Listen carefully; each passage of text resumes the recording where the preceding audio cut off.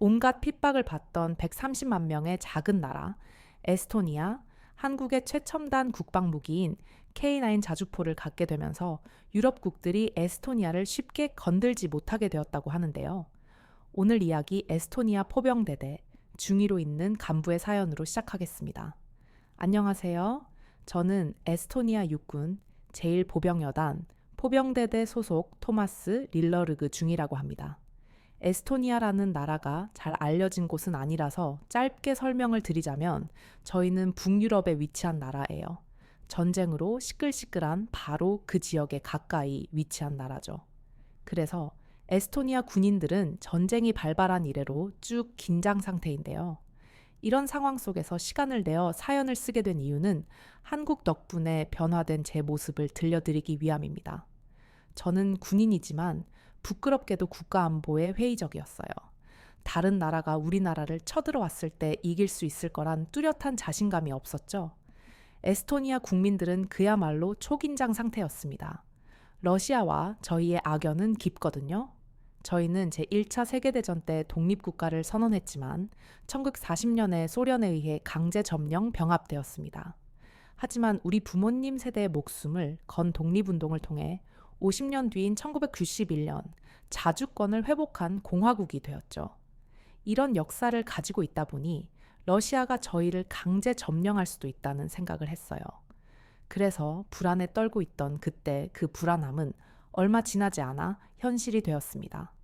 부대에서 여느 때와 다름없이 일상적인 훈련을 하고 있는데 부대 전체의 사이렌 소리가 미친 듯이 울리기 시작했어요. 비상집합 명령이 떨어지자 모든 병사들은 순식간에 집결했죠. 알고 보니 러시아 전투기가 에스토니아 영공을 침범했더라고요. 공격을 하기 위함은 아니었지만 무엇을 실었을지 모르는 전투기가 나타났다는 것은 저희에게 엄청난 위협이었습니다. 그런데 군인으로서 자존심 상하는 것은 저희가 아무것도 할 수 없다는 사실이었어요. 저희가 미국이었다면 러시아 전투기가 감히 영공을 넘을 생각을 했을까요? 설령 넘었더라도 위협을 하며 경고를 하면 러시아 측에서 사과를 했을지도 모릅니다. 하지만 저희는 에스토니아보다 훨씬 더 대단한 무력을 가지고 있는 러시아에게 찍소리 하나 못했어요. 그게 정말 서글프더라고요. 러시아에게서 독립한 지가 언제인데 아직도 그들의 지배를 받고 있는 것만 같았습니다. 이런 마음이 점점 커져가며 제 마음을 무겁게 짓누르던 어느 날 에스토니아 부대의 지휘관님이 새로운 국방 전략 수립에 대한 브리핑을 하겠다고 발표하셨어요. 브리핑 장소로 들어가 각 잡힌 자세로 서 있는데 문이 열리더니 별 달린 장성들이 우르르 들어오시더라고요. 그분들에 비하면 겨우 중위인 저는 그 어느 때보다 칼각으로 격려를 했습니다. 그리고 생각했죠. 대체 얼마나 대단한 내용이길래 이렇게 수많은 장성들이 전부 모인 거지? 실제로 그 자리에 모인 지휘관들이 단합을 하면 나라를 뒤엎을 수 있을 정도더라고요. 그 정도로 결정권이 센 사람들이었죠. 그런데 이렇게 대단한 사람들을 모아놓고 나온 결론은 아주 간단했고 의외였어요. 바로 한국에서 무기를 들여오겠다는 거였거든요. 솔직히 어이가 없어서 헛웃음이 나올 뻔했습니다. 무기? 중요하죠. 하지만 무기만큼 중요한 게 군인들의 능력이라고 생각합니다. 백병전에도 능해야 하고 사격술이나 전술면에서 여러 가지 훈련과 연구를 거듭해야 하죠. 그런데 그런 것에 대한 언급은 일절 없고 한국에서 무기를 들여오는 것만이 답이라니 이러니까 에스토니아 군대가 러시아에게 아직까지 무시당하는 거라고 생각했습니다. 그런데 겨우 중위인 제가 뭘 할 수 있겠어요? 위에서 하라는 대로 할 수밖에요. 이때까지만 해도 사실 몰랐어요. 지휘관이 도입하겠다는 한국의 첨단 무기화가 얼마나 강력한 존재였었는지 말이죠. 지휘관님의 브리핑 이후 어떤 무기를 들여오게 될지에 대한 이야기가 부대 내에 쫙 돌았습니다. 제가 있는 포병대대에는 한국의 K9 자주포가 들어오게 된다고 하더라고요. 그리고 K9 자주포는 지휘관님이 특별히 주목하고 있는 한국산 무기라고 들여오면 잘 연구해보라고 신신당부를 하는데 처음엔 불편하기만 했습니다. 그런데 K9 자주포의 스펙을 살펴보는 순간 이거 심상치 않은 물건이라는 생각이 들더라고요. 만약 제가 보고 있는 스펙이 과장 하나 없는 진짜라면 저는 한국산 무기를 무시했던 스스로를 진심으로 뉘우치고 사과할 거라 다짐했습니다. 그렇게 시간이 흘러 작년 여름 K9 자주포가 에스토니아에 도착하는 날이 되었습니다. 저는 한국에서 대통령이라도 오는 줄 알았어요. 무기 하나 들여오는 건데 지휘관을 포함해서 내놓으라 하는 장군들이 다 방문했더라고요. 게다가 기자들까지 와서 K9이 등장하는 순간을 카메라에 담고자 기다리고 있었죠. 저는 괜히 뚱한 표정을 지으며 서 있었습니다. 그런데 마침내 한국의 K9이 모습을 드러낸 순간 뚱한 표정은 순식간에 사라졌고 저는 입을 떡 벌린 채 넋을 놓고 한국의 K9을 바라볼 수밖에 없었어요. 이 자주포는 제 생각보다 컸고 지금까지 봤던 그 어떤 포보다 위험 넘치는 모습이었습니다. 압도적이었죠. 그런데 이내 걱정스럽더라고요.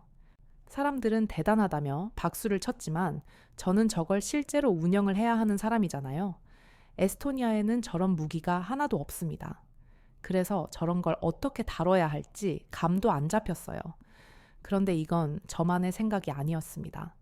저와 같은 포병대대 소속 간부들의 낯빛이 전부 어둡더라고요. 다들 똑같이 망했다는 표정이었죠. 지휘관님이 특별히 관심을 가지고 있는 무기를 제대로 쓰지 못하면 큰일 날 텐데 어떻게 해야 하냐라고 우는 소리를 하고 있던 그때였습니다. 병사 한 명이 무기를 사면 교관이 조작법을 가르쳐주지 않냐고 하더라고요. 저는 손날로 병사의 뒷목을 치면서 말했습니다. 야, 임마. 우리가 그걸 모르는 줄 알아? 지금까지 여러 교관들이 왔는데 제대로 가르쳐준 교관들은 한 명도 없었어. 그 이유에는 여러 가지가 있을 수 있겠죠. 우리는 받을 거 다 받았으니 이유는 너희가 알아서 해라. 라는 식의 심술일 수도 있고 다른 게 있을 수도 있고요. 게다가 저희는 한국에서 무기를 사본 적이 없습니다. 사봤자 독일이나 프랑스에서 구매를 했었죠. 그래서 한국군의 교관들이 어떤 스타일일지 감도 안 잡혔어요. 그런데 K9 자주포 앞에서 만난 한국 교관들은 첫 인상부터 남달랐습니다. 그들은 깔끔하게 왁스로 머리를 넘기고 각 잡힌 옷차림을 하고 있었는데 아주 젠틀하게 저희에게 악수를 청했어요. 반갑습니다. 한국에서 온 강한수라고 합니다. 누군가에겐 당연한 행동이 저희에게 놀라움을 넘어 감동을 준 이유는 그동안 이런 대우를 받아본 적이 없기 때문이었습니다. 에스토니아는 인구가 130만 명밖에 안 되는 작은 나라예요. 무기를 한 번에 많이 살 수 있는 능력도 안 되다 보니 무기를 파는 사람들 입장에선 우량 고객도 아니죠. 그렇다 보니 독일이나 프랑스, 특히 프랑스에서 온 교관들은 기술 응용 훈련 시간에 늦거나 아예 나오지 않는 경우가 잦았습니다. 자기들은 아쉬울 것 없다. 이거죠. 이런 사람들이 저희 앞에서 깔끔한 모습을 보여줬을까요? 오히려 저희 에스토니아 병사들을 무시하게 바빴습니다. 고작 130만 명의 인구를 가진 작은 나라 약한 군대라며 깔보기만 했죠. 이러니 문제가 되는 러시아도 저희를 그렇게 봤을 겁니다. 사실 처음 만날 때 격식을 차린 옷차림은 기본적인 예의인데 그들은 이것조차 지키지 않았습니다. 돈을 내고도 이런 취급을 받았음에도 저희는 아무 말하지 못했어요. 나라가 작고 힘이 없다는 이유로 말이죠. 하지만 한국에서 온 강한수 씨와 그의 동료 김희찬 씨는 달랐습니다. 그들은 하나부터 10까지 하나하나 꼼꼼하게 K9 자주포에 대해 설명해 주기 시작했어요. 심지어 중간중간 질문할 내용이 있나요? 라고 묻거나 제 설명이 너무 빠르다면 말씀하세요. 라고 이야기하기까지 했죠. 아주 유능한 선생님을 만난 것처럼 말입니다. 다른 곳에서 들여온 무기 응용법을 배울 때는 어떻게든 더 알아내려고 가진 아양을 떨어야 했는데 한국인들과는 그런 게 없었어요. 서로를 존중하는 관계에서 배려하며 응용 훈련을 이어나가게 되었습니다. 그런데 아무리 사람이 좋아도 그들이 가져온 물건이 별 볼 일 없다면 말짱도로 무기겠죠. 저는 응용 훈련 첫날 강한수, 김희찬 교관님에게 말했습니다. 죄송합니다. 이렇게 말한 이유는 제가 봤던 K9 스펙이 과장 하나 없는 진짜라면 한국산 무기를 무시했던 과거를 뉘우치고 사과할 것이라 다짐했었기 때문이었죠. 저는 제가 무릎이라도 꿇어야 하나 했습니다. K9의 스펙은 과장된 게 아니라 오히려 하향 평준화된 것이었어요. 한국의 K9이 처음 포를 우렁차게 발사했을 때 그 전율은 아직도 잊을 수가 없습니다. 엄청난 괴음과 함께 포신에서 불꽃이 튀어나오는 모습은 그야말로 장관이었죠. 심지어 그런 엄청난 순간 폭발력에도 K9은 약간의 미동조차 없었습니다. 저런 폭발력이라면 당연히 포는 밀리기 마련일 텐데 한국의 첨단화된 K행은 백년도의 고목나무 같은 단단한 모습이었어요. 심지어 K9은 사격 정확도도 뛰어나서 10km나 떨어진 목표물을 정확히 명중시키기도 했는데요. 발사 순간에 움직임이 없어야 하고 최신식 기술로 정밀한 계산을 할 수 있어야 많이 가능한 일이죠. 사람의 힘으로는 절대 불가능한 수준이라고 보면 되는데 그의 정밀한 목표는 그의 정밀한 목표에 정밀한 목표에 정밀한 목표에 정밀한 목표에 정밀한 목표에 정밀한 목표에 정밀한 목표에 정밀한 목표에 정밀한 목표에 절대 불가능한 수준이라고 보면 되는데 K9의 진가를 보며 아직 시작도 안 했는데 제가 얼마나 잘못된 생각을 했었는지 진작 깨달아 버렸습니다. 군사력을 기르기 위해서는 백병전이나 사격 전술 훈련을 거듭해야 한다. K 야행을 통해 본 것은 제가 생각한 것으로는 불가능한 것이었죠. 사람에게 이 정도의 힘과 정밀한 타격 능력을 기대할 수는 없으니까요.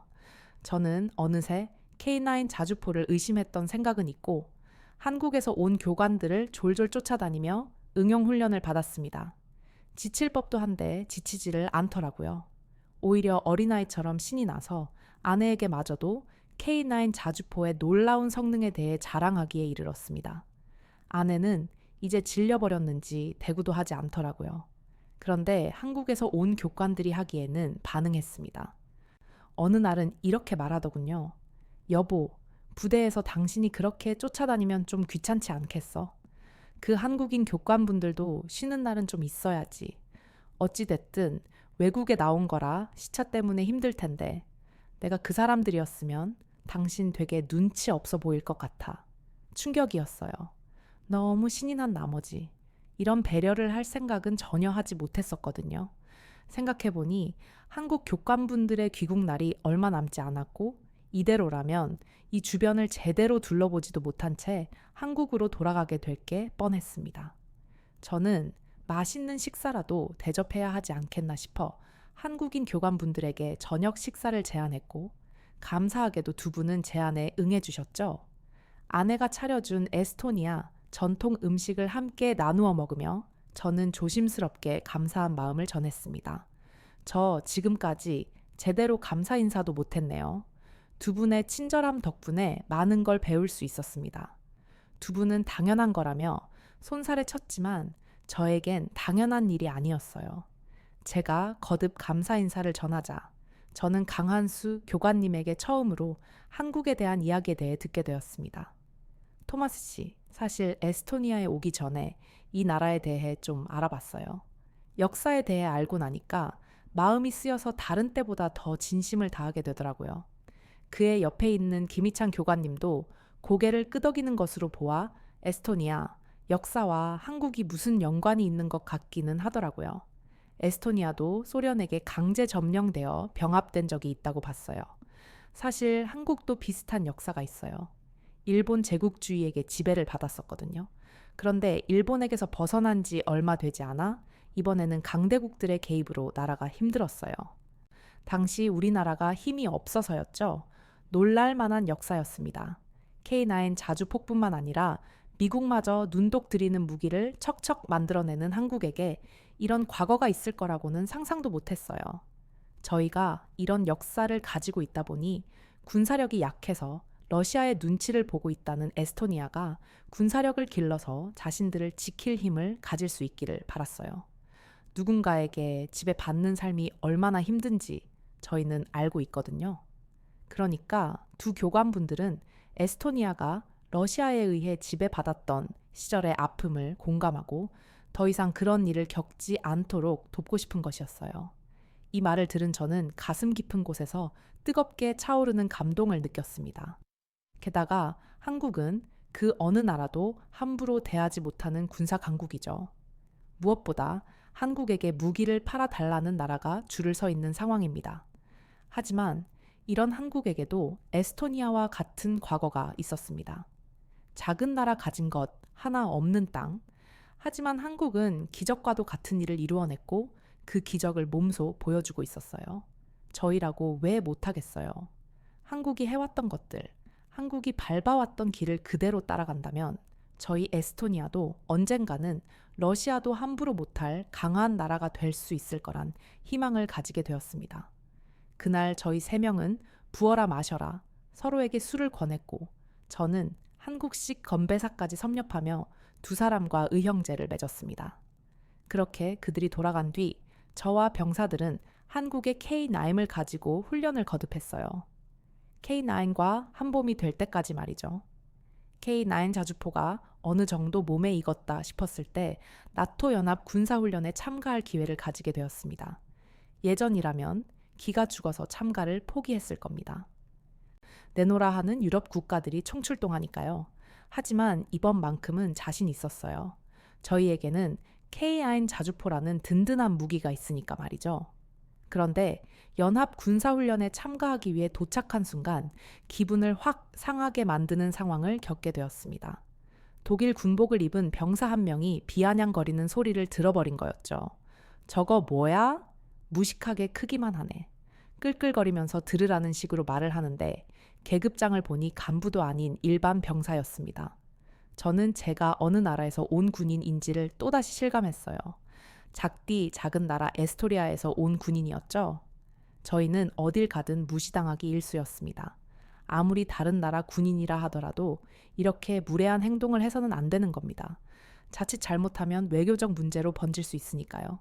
하지만 저희가 뭘 할 수 있겠어요. 입을 꾹 다물고 참을 수밖에요.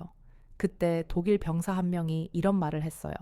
저거 한국 K9 아닌가? 한국에서 만든 거.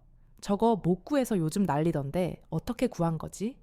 그러자 비아냥거리던 병사는 코 웃음을 치면서 대답했죠. 한국이 만들었다고. 한국이 언제부터 무기를 만들었다고? 저렇게 크기만 큰 거 치고 성능 좋은 거 한 번도 못 봤어. 이 말에 다른 독일 병사는 한국의 기술이 얼마나 독보적이며 대단한지 열변을 토하기 시작했습니다. 그런데 이게 자존심이 상했나 보더라고요.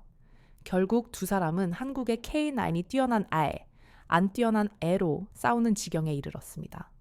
다른 나라 군인들 다 다니는 곳에서 아주 보기 좋은 광경이었죠. 그런데 그때였어요.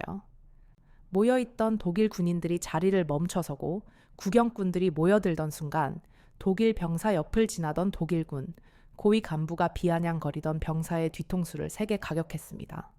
어디서 이렇게 멍청한 놈이 굴러 들어왔어? 너 포병 아니냐? 포병이 한국의 K9을 모른다는 게 말이 된다고 생각해. 대뜸 뒤통수를 얻어맞은 병사는 자기가 뭘 잘못했냐는 듯이 눈을 대굴대굴 굴리더라고요. 그러면서 억울하다는 표정을 지으며 말하더군요. 독일의 PZH-2000 자주포가 세상에서 가장 우수한 장비이지 않냐면서 말이죠. 이 말은 반은 맞고 반은 틀립니다. 독일의 자주포는 정말 우수하지만 세상에서 가장 우수하지는 않거든요. 사실 단언컨대 세상에서 가장 우수한 건 한국의 K9 자주포라고 확신했죠. 그리고 이건 독일 고위급 간부도 마찬가지더라고요. 독일군으로서 가져야 할 자부심은 인정한다. 하지만 한국 K9의 디지털 자동화 시스템 기술을 따라올 나라가 아직 없어. 현대전을 준비해야 하는 군인이 가장 최신 기술에 무지하다니. 너 직속 상관이 누구냐? 얼마나 속이 시원하던지. 제가 K9을 만든 것도 아니고 한국인도 아니지만 어깨가 으쓱하더라고요. 독일 군인 말처럼 K9은 구하기 어려운 장비이고 이걸 쓴다는 것만으로도 나토 연합군 소속 강대국 군인들이 선망의 눈빛을 보냈거든요. 무기 하나 잘 골랐을 뿐인데 말이죠. 저는 이번 훈련에서 험한 지형도 거뜬히 넘나드는 모습을 보여주며 한국 첨단 K9의 기동성을 120% 보여주었고 40km 떨어진 목표물을 정밀 타격하여 모두를 놀라게 하였습니다. 농담 섞인 말이지만 제 덕에 K9에 대한 관심이 높아졌겠다는 생각이 들 정도로 큰 활약을 했죠. 훈련이 끝나고 나서는 여러 나라 군인들이 한국의 K9을 구경하러 몰려들었습니다. 이게 바로 인기 연예인의 삶인가 싶을 정도로 정신이 없더라고요. 군인들은 K9의 내부 시스템, 장갑, 포신 등에 엄청난 관심을 보였고 궁금증을 쏟아내기 시작했어요. 직접 K9을 운전할 때 어떤 느낌인지, 실제 운용 시 어려운 점은 없는지 등등 말이죠. 저는 웃으면서 대응했지만 알려주지 않았습니다. 제가 왜요? 이곳에 올 때마다 얼마나 눈치를 보고 무시를 당했는데요. 저는 하하, 글쎄요. 한국 K9 좋죠? 라는 말만 반복하며 화제를 돌렸습니다. 조금 치사하다고 생각할 수도 있겠지만 K9 덕분에 가슴속에 무겁게 맺혀있던 응어리를 좀 풀어냈다고 생각해 주세요. 이렇게 한 번 하고 나니까 밉게만 보였던 사람들이 조금은 덜 밉게 느껴지더라고요. 저는 제 옆에 있는 K9을 쓰다듬으면서 생각했습니다. 남이 만든 무기로 생색은 내가 다 내네. 누가 보면 한국이 만든 무기가 아니라 우리 에스토리아가 만든 무기라고 생각할 정도로 저는 어느새 K9에게 엄청난 애정을 가지게 되었고 또한 자부심까지 갖게 되었어요. 독일의 병사와 같이 KIM을 무시하는 사람이 있으면 눈을 부라리며 달려가서 어디 한번 다시 말해봐라 라고 말하는 지경에 이르렀죠. 이 정도로 KI는 저에게 새로운 자신감을 불어넣어 주었습니다. 여하튼 에스토리아 군대의 목적은 나토 연합 훈련에서 멋진 모습을 뽐내는 것이 아니었습니다. 외부의 위협으로부터 나라를 지키는 것이 없고 현재 가장 큰 위협은 러시아였죠. 그래서 러시아의 가상 침공을 가정한 시뮬레이션 훈련을 했었는데요. 사실 과거에도 여러 번 이런 훈련을 진행했던 적이 있습니다. 그런데 좋은 기억이 한 번도 없어요. 늘 좌절했죠. 실제로 러시아는 우리 에스토리아를 거의 무시하다시피 할 정도로 깔보고 있기도 했고요. 하지만 이번에는 달랐어요. 왜냐하면 한국의 첨단, 자주포인 K9이 생겼으니까요. 전술은 바뀐 게 없었지만 전술에서 활용할 수 있는 무기가 달라졌다는 것이었죠. 최첨단 무기의 기동성이 우리의 발이 되어주고 디지털 자동화 시스템이 일일이 조준을 해야 하는 시간을 절약해주니 좀 더 빠르게 적진의 중심을 선점할 수 있었습니다. 러시아는 병력으로 밀어붙이는 전술을 많이 사용하기 때문에 실제로 붙으면 에스토리아 입장에서 많이 불리한데 러시아의 고지를 순식간에 점령을 해버리니 병력이 많은 것도 무의미하더라고요. 처음으로 가상훈련에서 승리를 한 날, 저희는 승리의 함성을 질렀습니다. 비록 가상이지만 저희 에스토리아 군대에게는 엄청난 신호였으며 변화였어요. 그리고 한국인 교관, 강한수, 김희찬 씨 덕에 갖게 된 희망이 조금씩 구체화되는 것만 같았습니다. 저는 K9이라는 엄청난 무기를 만들어낸 한국이 사실 우리와 비슷한 역사를 가지고 있으나 우리와 달리 엄청난 역사를 이루어냈다는 것을 주변인들에게 말을 하고 다녔습니다. 동시에 우리도 한국처럼 할 수 있다고 말했죠. 한국처럼 된다면 러시아는 아무것도 아닐 거라고 하면서요. 그야 한국도 강대국에 비하면 작은 나라이지만 그 어떤 나라도 함부로 대하지 못하잖아요. 그런데 10명 중 9명은 제 말에 회의적이었죠. 사실 에스토리아가 한국처럼 될 수 있다는 건 희망사항이니까요. 우린 고작 130만 명의 인구이고 한국은 10배도 넘는 5천만이니까요. 그리고 아무리 그래도 러시아는 러시아라는 사람들이 많았습니다. 그런데 최근 이런 여론이 완전히 뒤바뀌기 시작했습니다. 처음 러시아가 전쟁을 일으켰을 때 세계 모든 국가 사람들은 러시아가 금방 승리를 할 줄 알았어요. 그런데 전쟁이 장기화되었죠. 이것만으로도 놀라웠는데 전쟁이 길어지면서 더 놀라운 소식들이 이어지기 시작했습니다. 러시아군의 곳곳에서 문제가 발생하고 있다는 것이었어요. 일단 장비 문제였습니다. 탱크와 같은 무기가 고장나는 것은 기본이고 연료와 같은 물자가 떨어져서 고장나지 않은 무기임에도 불구하고 도로에 방치되는 경우도 있다고 하죠. 통신체계도 마찬가지라고 합니다. 군인들은 전쟁뿐만 아니라 그 어떤 상황에서도 전용 통신회선을 써야 합니다. 그런데 평화 상태도 아니고 전쟁 상태인 상황에서 러시아 군인들이 일반 휴대전화로 통신을 하는 게 발각되었다고 하는데요. 이것만 봐도 이제는 이 전쟁이 끝날 시점이 아닐까 하는 생각이 듭니다.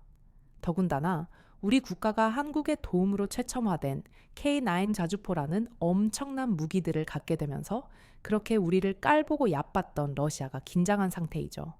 그래서였을까요? 물자 부족난에 빠진 러시아가 지원받은 곳이 바로 북한이라는 것이었어요. 군인이 북한을 모르면 되겠습니까? 핵을 무기 삼아 전 세계의 평화를 위협하는 국가인 것을요. 하지만 북한은 핵 외에 가지고 있는 것이 아무것도 없는 나라로 알고 있습니다. 그런 나라와 손을 잡다니 러시아도 갈 때까지 갔구나 싶더라고요. 왜냐하면 제가 최근에 알게 된 북한은 파병 왔다가 탈영하기 바쁘다는 소식들을 은근하게 전해 들었기 때문이었죠. K9을 알게 된 이후로 저는 한국에서 만들어지는 무기에 관심이 생기면서 여러 뉴스를 접하게 되었는데요. 그중 하나가 현모5에 관한 내용이었습니다. 그런데 왜인지 오물풍선에 대한 영상이 뜨길래 함께 보게 되었어요. 그 영상은 북한이 쓰레기와 오염물질을 담은 풍선을 한국으로 보내고 있다는 내용을 담고 있었는데요. 저는 얼마나 대단한 오물인가 했습니다. 보니까 플라스틱 비닐, 담배꽁초, 플라스틱 이런 것들이 더라고요. 그런데 알고 보니 이것들은 북한에서 돈 좀 있는 사람들이나 만져볼 수 있는 것들이었습니다. 비닐, 담백, 플라스틱이 부자들의 전유물이라는 거예요. 그러니까 북한의 오물풍선에는 우리는 이렇게 귀한 걸 오물이라고 칭할 정도로 잘 살고 있다라는 뜻이 숨겨져 있는 것이죠. 그런데 그들이 이런 허치거리를 하고 있을 때 한국인들은 K-야행을 만들어냈고 현모5라는 세계를 놀라게 할 괴물 미사일을 만들어냈습니다. 저의 의형제가 된 강한수, 김희찬 교관님들만 봐도 최신형 휴대전화에 스마트워치를 차고 있었어요. 최신형 노트북으로 업무를 봤었죠. 한국에 돌아가서 가족들과 시간을 보내고 있다며 공원에서 찍어 보내준 동영상을 보면 한국이 얼마나 잘 사는 나라인지를 알 수가 있습니다. 깔끔하게 정돈된 조경과 호수를 둘러싸고 있는 나무들, 여유롭게 벤치에 앉아서 책을 읽거나 대화를 나누는 사람들까지, 이런 사람들한테 담배꽁초가 귀한 물건일까요? 플라스틱이 귀한 물건이겠어요. 참 같은 뿌리였음에도 불구하고 이렇게 다른 모습이라니 저는 또 한 번 에스토니아가 어떤 나라를 모델로 따라야 하는지를 깨달을 수 있었습니다. 다시 이야기로 돌아와서 이런 생각이 들자 저도 모르게 어깨가 들썩거렸습니다. 러시아가 북한 같이 아무것도 가진 것 없는 나라랑 손잡을 때 저희는 한국과 무기 계약을 맺은 거잖아요. 물론 핵 강한 무기죠. 하지만 강한 만큼 그만한 책임이 따를 것입니다. 핵 버튼을 누르는 순간 그들이 앉아 있는 곳은 초토화될 것은 물론 그들과 연관되어 있는 이들마저도 재더미가 될 테니까요. 결국 지금과 같은 상황에서 그들이 싸울 수 있는 방법은 총알이 들어있지 않은 총을 들고 싸우는 수밖에 없을 것입니다. 그러나 한국은 상황이 다릅니다. 미국이 우크라이나에게 무기를 지원해주면서 무기고가 텅 비자 그 무기고를 채우기 위해 손을 벌린 곳이 바로 한국이니까요. 한국이 대체 얼마나 많은 전쟁 물자와 무기를 비축해놓고 있는지 감도 잡히지 않아요. 한국을 볼 때면 부러운 마음만 커질 따름입니다. 제가 이 세상을 떠나기 전까지 에스토니아가 한국과 같은 영광을 볼 수 있을까 싶네요. 아마 어려울 것 같다는 게 제 진실된 마음입니다. 그런데 최근에 더 놀라운 소식을 들었어요. 한국의 K9의 미래 버전에 대한 계획이 있다는 것이었죠. K9의 미래 버전인 K9AT와 A3는 눈이 휘둥그레질 정도로 놀라운 내용을 담고 있었습니다. 지금의 성능도 괴물 수준인데 A2는 사거리가 혁신적으로 늘어나고 자동화 시스템이 개선된다고 하더라고요. 개선할 게 어디 있다고 더 개선한다는 건지, 대체 어디까지 완성도가 높아야 만족하려는 건지 이젠 무서울 지경이더라고요. 게다가 이젠 인공지능 기술까지 적용해서 표적 탐지와 조준의 정확도를 높인다고 합니다. 이것도 충격이었어요. 저는 지금 기술만으로도 충분하다고 생각했는데 여기서 더 발전할 수 있다는 게 믿기지가 않았거든요. 그런데 A3는 외계인이 와서 만드는 건가 싶을 정도로 충격적이었습니다. 이건 완전 무인화를 목표로 한다더라고요. 사람이 직접 탑승하지 않고 원격으로 조종하는 자주포라니 영화에서 보면 이런 무기 만든 사람이 세계 정복을 꿈꾸던데 한국이 그런 꿈을 꾸지 않아서 얼마나 다행인지 몰라요. 이 발표를 듣고 다른 이들은 기술력에 놀랐지만 사실 저는 다른 부분에서 가장 큰 감명을 받았습니다. 바로 이 모든 기술이 한국에서 단독 개발되고 있다는 것이었어요. 정말 놀라웠죠. 우리 에스토리아는 한국의 첨단 무기들 덕분에 작고 작은 130만 명의 작은 나라였지만 쉽게 건들지 못하는 나라가 되었어요. 모든 게 한국의 K9 자주포 덕분이죠. 평화를 위해, 방어를 위해 우리를 지키기 위한 수단으로서 평화를 깨트리려는 이들에게서 한국의 첨단 무기들이 큰 역할을 하고 있음에 감사드리고 한국에게 고맙습니다. 대학을 다니는 한 영국인이 함께 수업을 받았던 한국인 친구로부터 기껏 한국에 오라고 해서 시간 내어 한국행 비행기에 올라탔더니 뜬금없이 국방부로 끌고 가서 기겁하고 있습니다. 그리고는 시간이 한참 지나다시 그곳을 걸어야 했던 영국 학생. 한 걸음 한 걸음 발을 떼어 나아갈 때마다 수많은 한국의 군인들이 각 잡힌 경례를 하며 그 학생의 걸음을 향해 예를 표하기 시작하는데요. 과연 무슨 일이었기에 한국의 군인들은 그 영국 학생을 향해 존경을 표했던 것일까요? 안녕하세요. 저는 영국 런던에서 살고 있는 이든이라고 합니다. 저는 어렸을 때부터 한국에 대한 이야기를 귀에 딱지가 않도록 들었어요. 제 주변에 한국인이 있었느냐 그런 것도 아니었습니다. 아니면 제가 한국에 관심이 있었느냐 그것도 아니었어요. 오히려 저는 한국 이야기를 별로 듣고 싶어 하지 않아 했습니다. 물론 처음부터 그러지는 않았어요. 그런데 똑같은 얘기를 반복해서 듣는 걸 누가 좋아하겠어요. 할아버지가 유엔 용사로서 한국 전쟁에 참전하셨다는 사실은 자랑스러워 할 일이지만 이 얘기를 20년이 넘게 듣다 보면 솔직히 좀 버겁습니다. 이미 말씀드려 눈치채셨겠지만 저에게 한국 이야기를 들려주신 분은 할아버지였어요. 그런데 할아버지가 들려주신 이야기는 대체적으로 어두운 내용이었습니다. 전쟁 속에서 황폐화된 땅과 나라 고통받던 사람들 길에 널브로서 죽어가던 사람들의 이야기였죠. 할아버지는 이 얘기를 하실 때 보통 매우 슬픈 얼굴을 하셨습니다. 그리고 할아버지가 늘 타고 계시는 휠체어를 쓰다듬으셨죠. 다른 참전 용사들을 보면 아주 자랑스럽게 과거의 업적을 자랑하기도 한다는데 저희 할아버지에게는 그런 게 없었습니다. 한국 전쟁 당시 할아버지의 동생이자 제 작은 할아버지 되시는 분이 사라지셨거든요.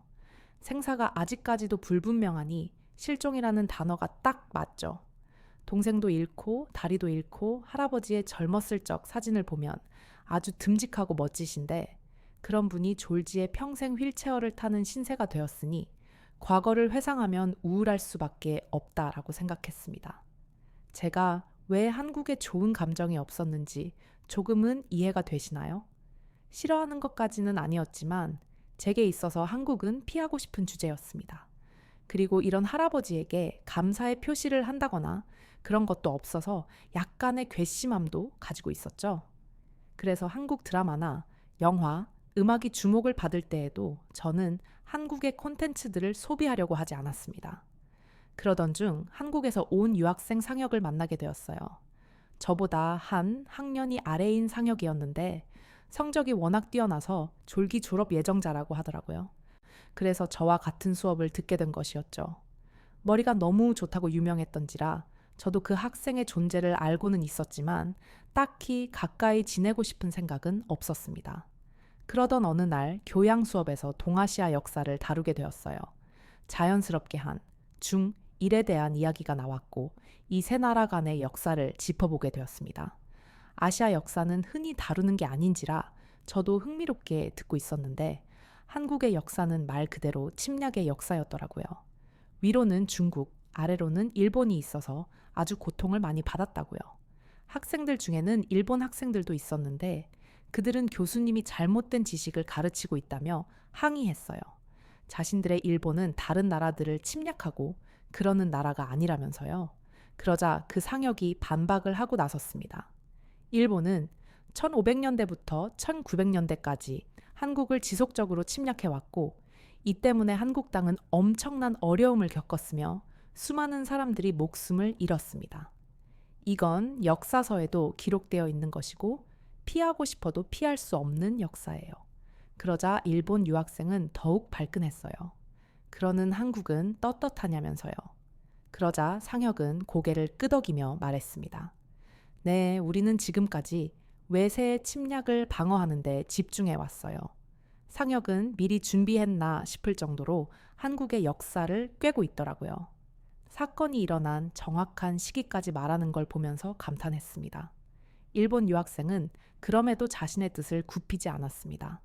나중에는 안 되겠는지 일본이 침략을 했을 수도 있겠죠. 그런데 일본의 침략은 전부 정당한 것들이었어요. 특히 조선을 근대화하는데 일본이 큰 영향을 끼친 걸로 알고 있는데요. 한국은 일본에게 감사해야 돼요 라고 말하더라고요. 순식간에 강의실이 조용해졌습니다. 그곳에 앉아있는 학생들은 대부분 영국인들이었는데 영국도 아주 많은 식민지를 덮던 나라 중 하나잖아요. 그걸 대놓고 자랑스럽다고 생각하는 사람은 없습니다. 만약에 그랬더라면 욕이란 욕은 다 얻어먹겠죠. 그런데 일본 유학생은 식민 통치를 한 게 엄청난 일인 것처럼 자랑스럽게 얘기하더라고요. 상혁은 한숨을 푹 쉬었습니다. 아마 더 이상의 논리적인 대화는 통하지 않을 거라고 확신했던 것 같아요. 그리고 저는 가장 궁금했던 걸 물었어요. 어떻게 역사를 그렇게 줄줄 꿰고 있는지를요. 그러자 상혁은 한국의 역사를 잊은 민족에게는 미래란 없다라는 말이 있다고 말하더라고요.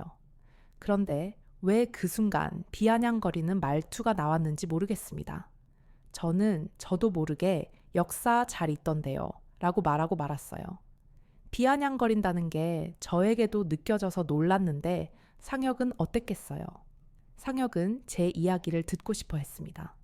저는 할아버지가 6.25 참전 용사이시고 지금까지 한국으로부터 단 한 번도 참전 용사로서의 대우를 받아본 적이 없다고 이야기했어요. 저는 상혁이 별것도 아닌 걸 가지고 이런다고 말할 것 같았습니다. 육군이워에 참전한 사람들이 얼마나 많은데 그 사람들을 다 챙기는 건 사실상 불가능한 일이잖아요. 하지만 상혁은 그러지 않았어요. 할아버지가 전쟁에서 다리를 잃으셨던 것과 작은 할아버지의 생사를 여태껏 찾지 못한 것에 대해서 유감을 표하고 진심으로 감사하다는 말을 전하고 싶다고 말했죠. 다른 학생들이 있는 상황에서 제게 90도로 몸을 숙여 인사하는데 제 얼굴이 다 붉어질 정도로 민망하고 부끄러웠어요. 인사를 받을 사람은 제가 아니라 저희 할아버지라고 말하며 상혁을 일으켜 세웠죠. 상혁은 참전 용사의 가족들에게도 감사해야 한다며 그 이유를 알려주었습니다. 할아버지가 다리를 다친 채로 돌아왔다면 할아버지가 일을 하는데 어려움이 있었을 것이고 그 어려움은 고스란히 가족들의 몫이 되었을 것이라면서요. 그러니 전쟁에 참전해준 참전 용사뿐만 아니라 그들을 기다려주고 돌아온 그들을 품어준 모든 이들은 감사 인사를 받을 자격이 있다고 말했습니다. 저는 상혁의 사력 깊음에 놀랐습니다. 실제로 할아버지가 다리를 다치고 돌아오신 뒤 집안 생계는 할머니의 몫이었거든요. 할머니가 아버지와 고모를 키우셨고 거동이 불편한 할아버지도 할머니가 돌보셨습니다. 거구인 할아버지를 작디작은 할머니가 말이죠. 사실 이렇다 보니 한국 얘기를 하는 할아버지가 불편했던 것도 있어요. 제 눈에 할아버지는 남의 나라를 위해서는 다리도 잃었으면서 정작 본국에 있는 가족들 앞에서는 늘 우는 소리만 하는 분이었거든요. 할아버지가 휠체어를 타고 다니며 구두 닦기 일을 하며 생계를 이어나갔다는 걸 몰랐을 때이니 이렇게 생각했습니다. 나중에 되어서 할아버지에게 여쭤보니 손주에게 이런 모습을 알려주고 싶지 않았다라고 하시더라고요. 여하튼 이건 나중의 일이고 당시에 저는 상혁의 마음씨에 감동했습니다. 솔직히 이렇게 말만 해도 됐을 거예요. 일본 유학생의 말을 팩트로 반박한 것도 그렇고 다른 학생들에게 칭찬이 자자하다는 점도 그렇고 사려 깊은 것도 그렇고 상혁에 대한 호감도는 이미 충분했거든요. 그런데 상혁은 이 사실을 알게 된 이상 그냥 지나칠 수 없다며 저희 집 주소를 물어봤습니다. 선물을 보내고 싶다면서요. 선물은 무슨 선물이라고 설명하며 주소를 알려주었는데 그 다음 날 저녁 할머니가 손님이 왔다며 저를 부르시는 소리가 들렸습니다. 서둘러 1층으로 내려가니 상혁이 문 앞에 서 있더라고요. 상혁은 커다란 박스 하나와 양 옆으로는 커다란 쇼핑백을 두고 있었는데 저는 얼른 가서 그것들을 받아들었습니다. 설마 이게 어제 말한 선물이야? 상혁에게 질문하며 집으로 들어와서 상혁을 소개했어요. 한국에 서운 유학생이라고 하니 모두가 상혁이를 반겨주었습니다. 저희 집은 저 빼고 모두가 한국에 호의적이었거든요. 그 중에서도 가장 기뻐했던 사람은 할아버지셨어요. 할아버지는 상혁을 크게 반기며 저녁 식사에 초대하셨습니다. 저녁 식사 후 상혁은 자신이 가져온 것들을 하나 둘 풀기 시작했는데 그건 전부 상혁이 한국에서 가져온 것들과 가족들로부터 받은 것들이었습니다. 타지에서 홀로 공부하는 아들을 위해 어머니가 손수 만들어주신 반찬도 있었고 생전 처음 보는 것들이 많았습니다.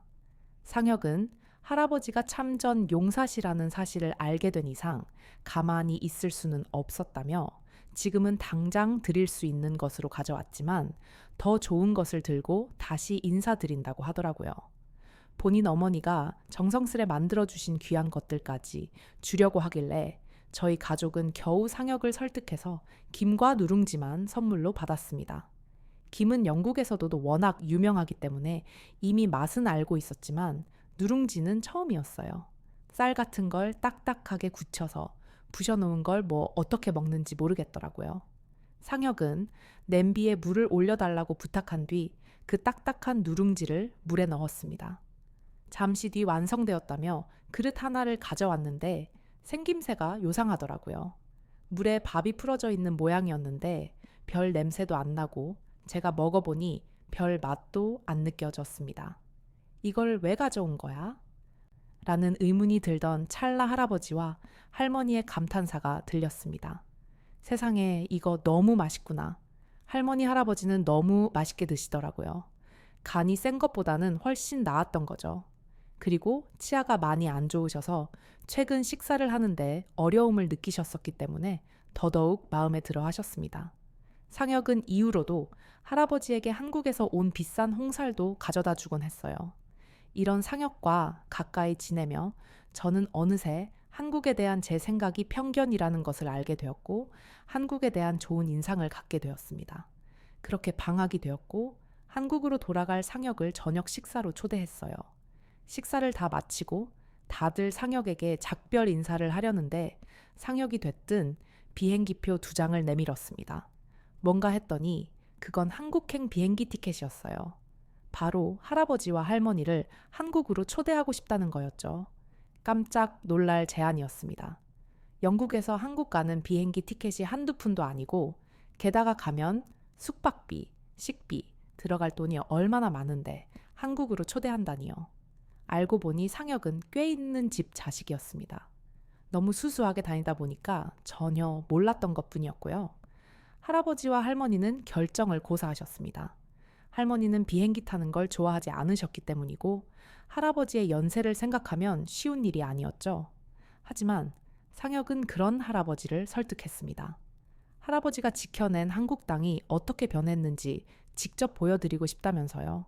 결국 할아버지는 마음을 돌리셨고 할머니 대신 제가 할아버지를 따라가게 되었습니다. 상혁은 가장 비싼 등급의 비행기 좌석을 예매해 주었고 그 덕에 할아버지는 크게 무리하지 않고 한국에 도착할 수 있었어요. 저희는 밤 늦게 도착했는데 착륙하기 직전 할아버지는 한참 동안 비행기 밖을 바라보셨습니다. 그러고는 말씀하셨어요. 과거에는 불길이 치솟았던 곳에서 저렇게 밝은 빛이 빛나는구나. 할아버지의 말씀처럼 한국 땅의 밤은 밝고 아름다웠죠. 그날은 너무 늦었던지라 저희는 어딜 갈 생각도 못하고 호텔로 향했습니다. 그렇게 하루 밤을 자고 일어났는데 눈을 떠보니 할아버지가 호텔 유리창 밖을 바라보고 계셨어요. 저는 그 모습을 보고 상혁이 호텔의 가장 높은 층을 잡아준 이유를 깨달았습니다. 호텔 유리창 밖으로는 빌딩들이 빽빽하게 자리 잡고 있었고 8차선 도로가 쫙 깔려 있었습니다. 사람들은 바쁘게 돌아다니고 있었고 도시는 깨끗하게 정비되어 있었어요. 할아버지는 자신이 경험했던 한국과 너무 달라진 모습에 깜짝 놀라시면서도 뿌듯해 하셨습니다.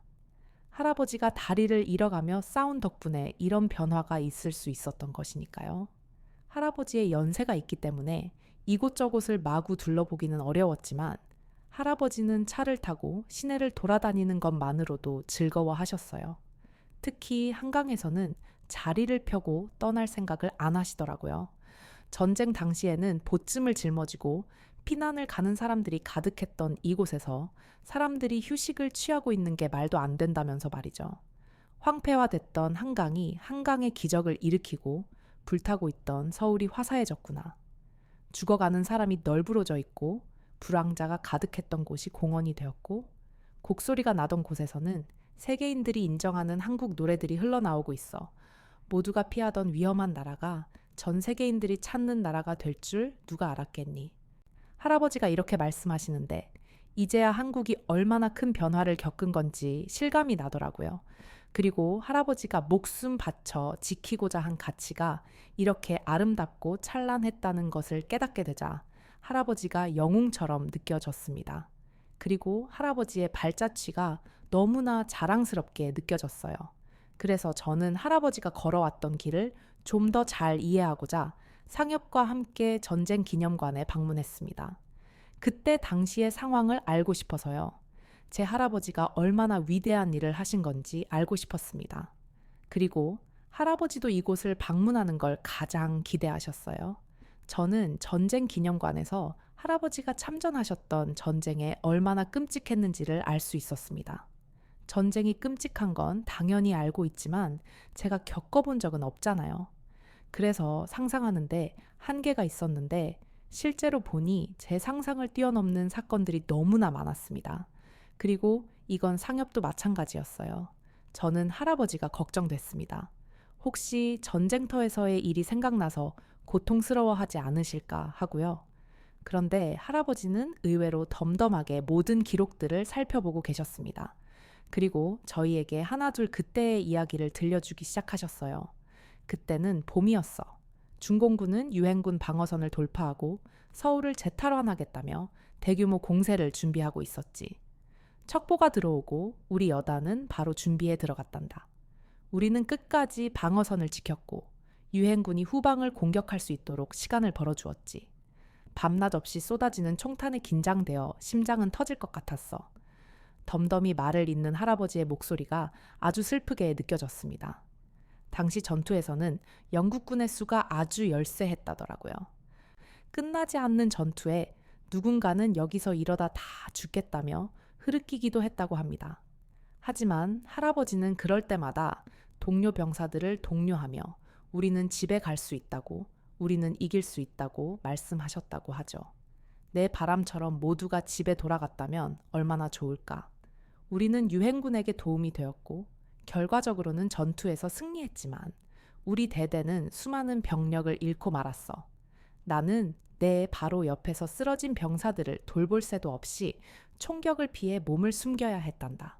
내게는 그때의 기억이 너무나 큰 죄책감으로 남아있어. 저와 상혁에게 전쟁은 그저 끔찍하고 다시 일어나서는 안 되는 일 정도겠지만 할아버지에게 있어서 전쟁이라는 죄책감 그 자체였어요.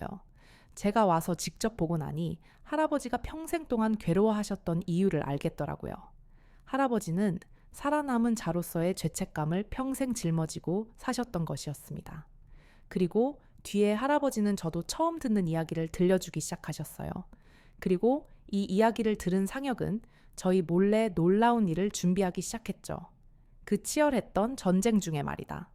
나도 수많은 죽음의 문턱을 건넌단다. 그리고 처음으로 내 목숨을 구해준 건 확실치는 않지만 내 눈에 고장 18살밖에 안 되었을 어린 학도 병이었단다. 저는 학생들이 전쟁에 참전할 수 있다는 걸 이때 처음 알았습니다. 어른들의 도움이 필요한 어린 학생들에게 총을 쥐어준다니요. 그런데 지금으로서는 상상하지도 못하는 일들이 일어나는 곳이 전쟁터이더라고요. 할아버지는 그 학도 병사를 회상하며 눈물을 보이셨습니다. 지금의 손주보다 어린 나이였을 학도 병사가 참외 굴러들어 온 수류탄을 끌어안고 세상을 떠났던 이야기를 하셨거든요. 할아버지는 그 용맹했던 학도 병의 이름을 아직도 기억하신다고 합니다. 최영수 그 이름 말이죠. 뒤어 할아버지는 다리에 총을 맞았을 때를 회상하셨어요. 여기서 이렇게 죽나보다 생각하고 모든 걸 포기하고 있을 때 산꼭대기에 있는 할아버지를 한국 군인들이 끌고 내려왔다더라고요. 숨이 끊어지기 직전이었던 할아버지는 포기하고 서둘러 후퇴하는 게 더 나았을 텐데 또 말이죠. 그들은 총탄이 빗발치는 상황에서도 희망을 버리지 않았고 그들 덕분에 할아버지는 간신히 목숨을 건질 수 있었습니다. 하지만 다리를 뚫고 지나간 총알 때문에 더 이상 다리를 쓸 수 없었고 할아버지는 영국으로 돌아가게 되었죠. 그리고 그제야 동생과 연락이 닿지 않는다는 것을 알게 되셨다고 합니다. 작은 할아버지는 행방불명 상태였어요. 시신을 찾지 못했으니 행방불명이 맞죠. 할아버지는 백방으로 작은 할아버지를 찾으려 했지만 전쟁 중인 나라에서 뭘 할 수 있겠어요. 결국 영국으로 돌아가서 동생의 소식이 들려오기를 기다렸습니다. 하지만 동생에게는 연락이 오지 않았고 수십 년의 시간이 흘러 지금이 된 것이었어요.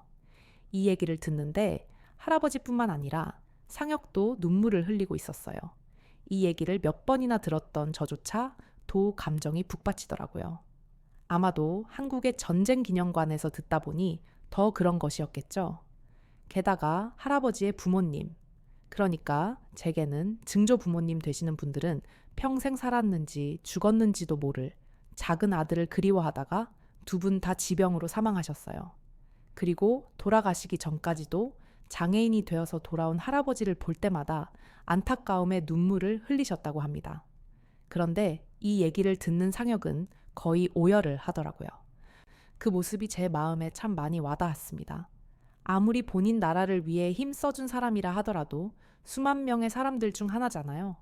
솔직히 이 사연 말고도 너무 기구하고 아픈 사연들이 많을 것입니다. 그런데 상혁은 할아버지의 이야기를 그저 그런 수많은 이야기 중 하나라고 치부하지 않았어요. 진심으로 함께 아파하고 눈물 흘렸습니다.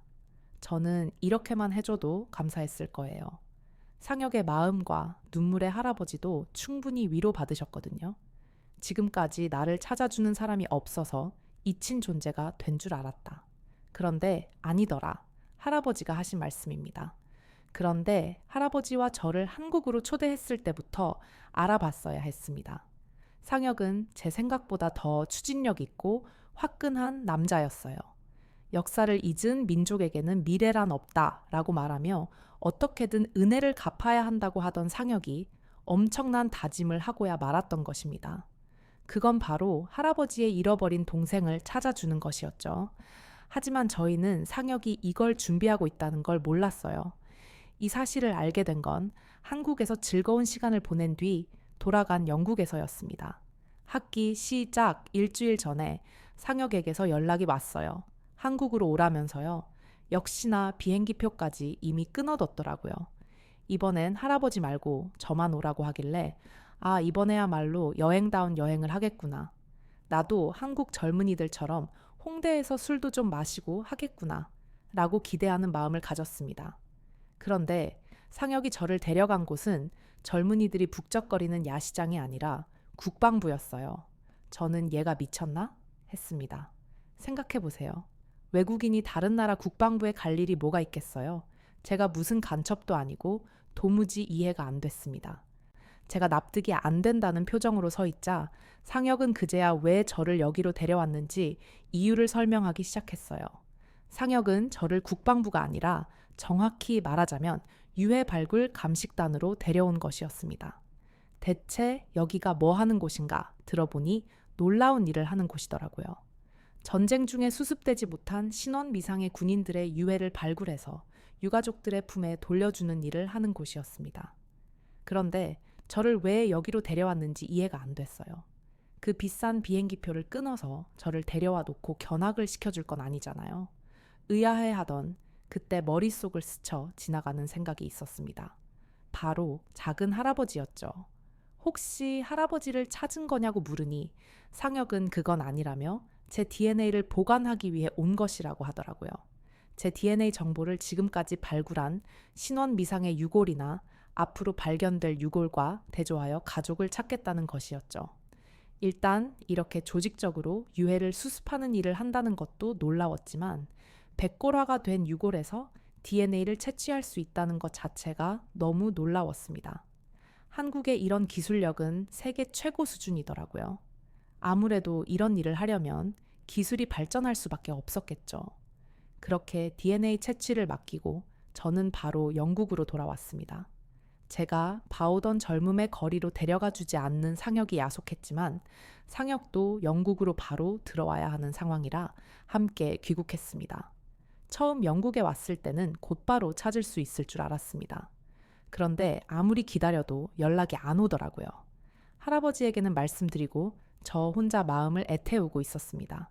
그렇게 몇 년의 시간이 흘렀고 얼마 전 한국으로부터 연락이 왔습니다. 네, 작은 할아버지의 유해를 찾았다는 연락이었어요. 작은 할아버지의 유해는 돌 틈 사이에 끼어 있었다고 합니다. 사람들이 자주 다니는 곳인데도 발견되지 않을 정도였죠. 이 얘기를 들으니 작은 할아버지가 어떤 방식으로 전사했는지가 상상되어서 마음이 참 아프더라고요. 하지만 그 전에 이 사실을 할아버지에게 말씀드려야 했습니다. 저는 한국에 유해발 골단이 있다는 것을 우선 말씀드렸어요. 그러자 할아버지는 그런 일을 하는 나라가 어디에 또 있겠냐며 자기도 모르는 사이에 한국이 큰 일을 하고 있었다고 입이 마르도록 칭찬하셨어요. 그러나 그 훌륭한 유해발 골단에서 작은 할아버지의 유해를 발견했다는 말을 듣고 나서는 아무 말씀도 하지 못하셨습니다.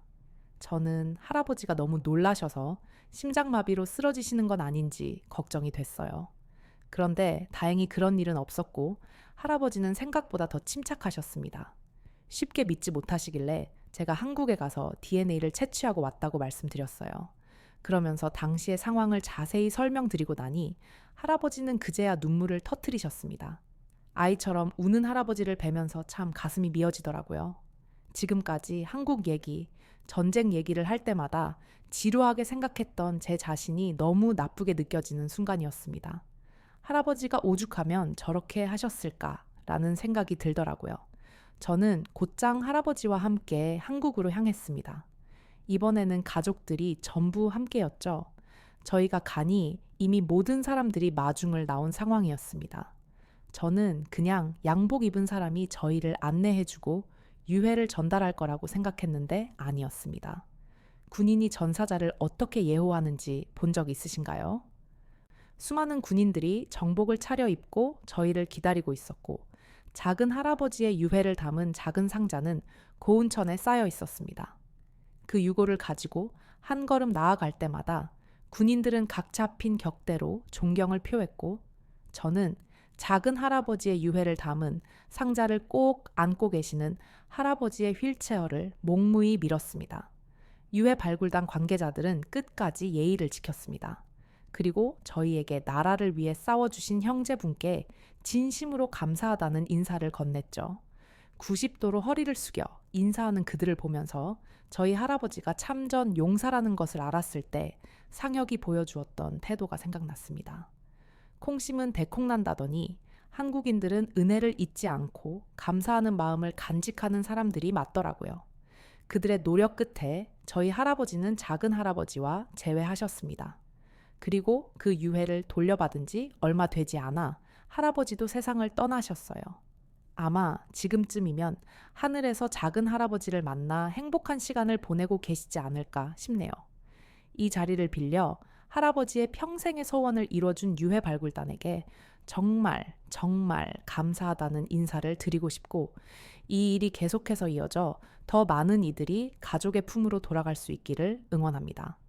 할아버지도 작은 할아버지도 참호소 군인들의 목숨을 건져준 어린 학도, 병사도, 잔인한 총칼에 희생되어야 했던 모든 생명들이 그곳에서는 행복하시길 오늘도 기도해 봅니다. 네, 6월은 호국 부분의 달이죠. 그래서 호국 정신을 되짚어 볼 수 있는 이든 씨의 사연을 소개해 드리게 되었습니다. 저도 사연을 읽어 드리는 동안 큰 감동을 받았는데요. 우리 여우튜브 구독자님들도 상혁 씨처럼 우리나라를 위해 싸워준 분들께 감사한 마음을 간직하고 있을 거라는 생각이 드네요. 저는 오늘 사연처럼 감동적이고 의미 있는 사연을 소개해 드리고 있는데요. 다음 영상이 기대되신다면 좋아요, 구독, 알림 설정 부탁드리고요. 더 깊은 사연으로 돌아오겠습니다. 그럼 사연을 읽어드렸던 여우튜브 송은지였고요. 끝까지 시청해주신 모든 분들 고맙습니다. 그리고 구독자분들 사랑합니다. 감사합니다.